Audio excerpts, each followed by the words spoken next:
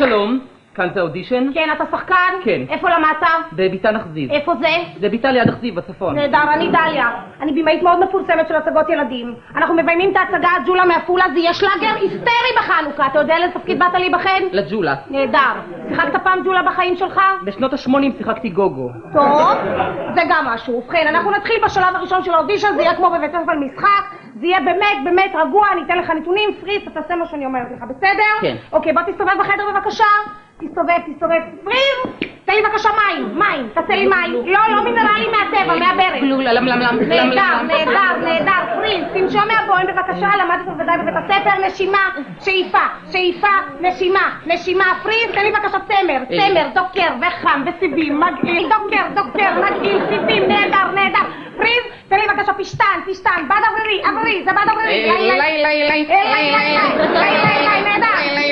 נהדר, פריז, תן לי בבקשה רצפה. בלטות? לא, פרקט. לא למדנו פרקט. אתה שחקן, אתה תעשה לי פרקט, אתה שמעת אותי? בבקשה. הלך עם הכדורסל, אוהב, הלך, נו. יופי, נהדר. עברנו את השלב הראשון של האודישן. כל כך מהר? כן, אתה יודע לעשות פרקט, צמר, פשטן, שחקן בימינו, לא צריך יותר מזה, זה מספיק לי. אנחנו עוברים לשלב השני, בסדר? אנחנו עושים סצנה מן ההצגה. אני חושפת בפניך את הטקסט.